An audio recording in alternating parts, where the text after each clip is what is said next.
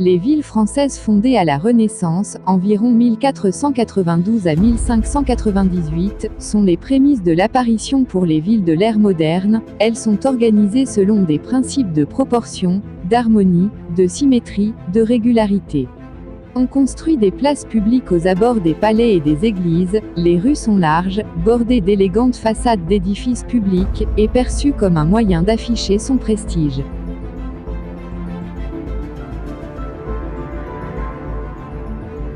Depuis la fin des années 50 jusqu'à aujourd'hui même, on construit des immeubles pour accueillir une masse migratoire. Mais ces immeubles sont répartis par groupe, on les appelle les cités. Les immeubles sont de même architecture, mais dans les villes ces cités sont de type architectural aussi différents les uns que les autres. On les construit rapidement, sans se soucier de l'assortiment de l'urbanisation de la ville.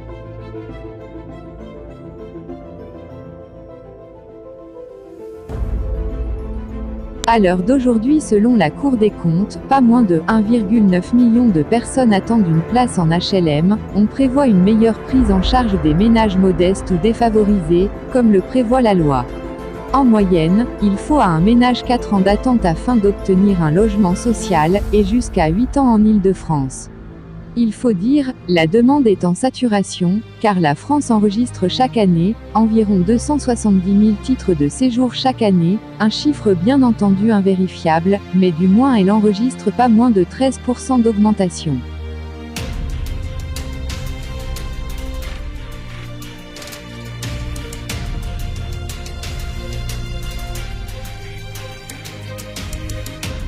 L'immigration en France et désormais en Europe, n'est pas l'accueil de personnes qui ont rencontré des problèmes à un instant T dans leur pays, elle s'apparente uniquement à des pics d'augmentation. On remarque que ce soit du Maghreb, du Centrafrique, du Moyen-Orient ou même de l'Asie, l'immigration est extrêmement intense. En réalité, depuis la Seconde Guerre mondiale, elle ne s'est jamais arrêtée. Bien entendu, ouvrir la porte à des personnes qui fuient la misère ou la guerre, est un sujet qui reste sensible. Après plus de 60 ans d'immigration intense, la France s'apparente à un nouveau problème. La préservation de l'identité nationale doit-elle être une priorité ?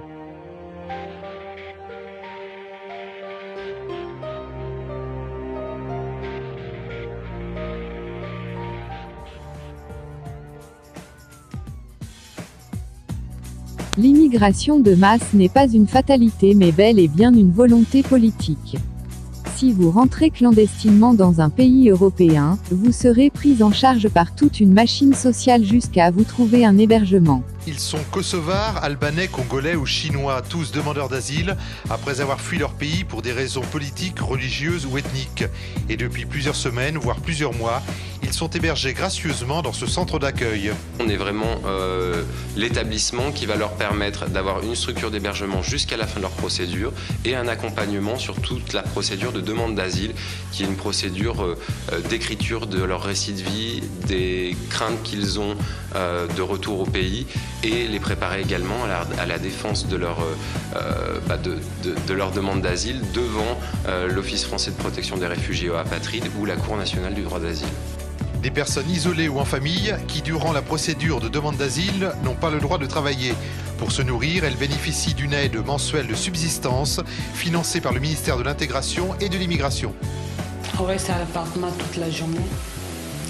On peut faire un tour à Montluçon, à Moulins, à Vichy, à Clermont-Ferrand. Ça va. Des demandeurs d'asile qui bénéficient également d'un accompagnement pour faciliter leur intégration. Mon travail, c'est déjà de mettre en place tout ce qui va être les cours d'alphabétisation, apprendre le français, donc pour leur permettre de devenir autonomes dans leur vie quotidienne. Il y a aussi donc tout le côté insertion des personnes donc dans la ville pour qu'ils puissent avoir des activités autour de Montmarault, donc activités sportives et culturelles.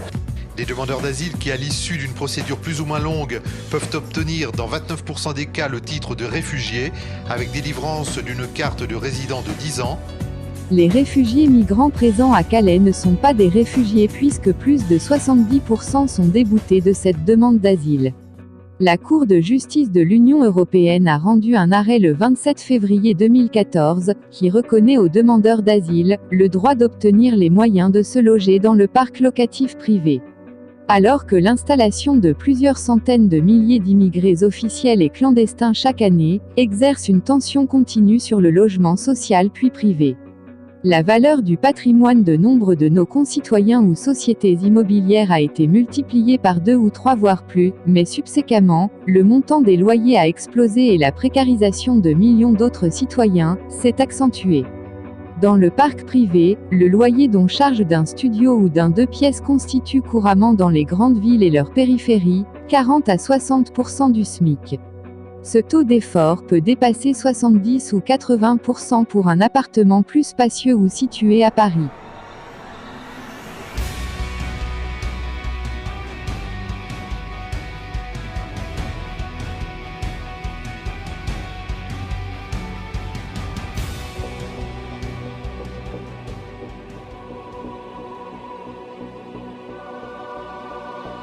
Au lieu de prendre des mesures pour restreindre cette immigration, l'État l'amplifie. Avec les années qui passent, on considère que dans un peu plus de 50 ans, la France sera totalement métissée, elle aura donc perdu son apparence ethnique. Ceci est un choix politique, mais pas démocratique. En fait, elle a été imposée aux Français. Aujourd'hui, la politique d'immigration que nous proposons est une ouverture folle et dramatique, justement, pour les peuples européens. Ce que porte votre politique, c'est la submersion migratoire, la disparition programmée de nos peuples et de notre civilisation. Merci.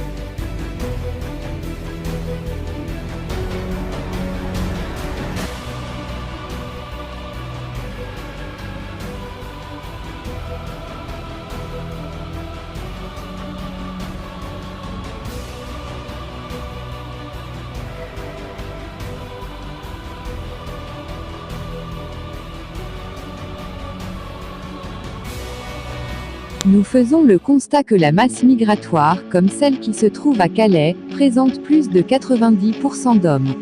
On remarque aussi la politique acharnée du métissage, celle qui est présente dans les médias, qui relève fortement d'une propagande, démontre systématiquement des hommes noirs qui se mettent en couple avec une femme blanche autochtone.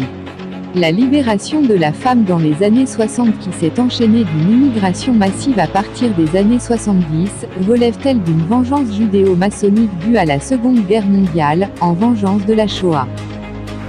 La parole est maintenant à Madame Marie-France Laureau. Merci Monsieur le Président. Nous discuterons en février d'un nouveau texte sur l'asile et l'immigration. Déjà, les journaux brocardent toute évolution légale qui préserverait les Français des déferlements migratoires. En France, le rejet de l'immigration de masse fait l'unanimité. Sondage après sondage, étude après étude, notre peuple répète un constat simple, il ne veut plus d'immigration. Il n'y a plus que quelques cercles financiers et des groupuscules subventionnés pour s'en étonner. Partition du territoire, insécurité culturelle, importation de conflits étrangers sont devenus des stigmates douloureux pour l'unité nationale. Pire, l'appareil d'État persécute ceux qui s'émeuvent de la destruction du cadre de vie des Français. Ainsi, l'animateur du site Français de souche est-il régulièrement visé par des enquêtes sans lendemain. Vous avez voulu adopter un discours de fermeté sur les flux migratoires, c'est bien. Vous n'êtes cependant pas les premiers. Les Français, quelle que soit leur sensibilité politique, veulent des actes. Ils veulent l'expulsion des délinquants étrangers, la sortie de Schengen et la fin immédiate de l'inconditionnalité des aides sociales pour certains migrants, véritable appel d'air s'il en faut pour toujours plus d'immigration. Un peuple est en droit de décider quel avenir il veut se donner. Un peuple est en droit de décider qui il veut accueillir. Notre pays n'a plus les moyens de lutter contre la pauvreté des siens. Les préfets arbitrent régulièrement entre le logement des plus pauvres et celui des migrants. Cette situation confine à la défiance, pour le moins, sinon à la guerre civile. Aussi, je vous pose cette question simple. Allez-vous enfin proposer un référendum aux Français pour savoir s'ils acceptent que l'immigration et ses conséquences continuent sur notre sol? C'est à la société, aux familles françaises de décider si elles désirent que leur voisinage soit le reflet de l'explosion démographique d'autres continents et de guerres criminelles du Proche-Orient. Entendons les Français exaspérés que les autres passent toujours avant les nôtres. Je vous remercie.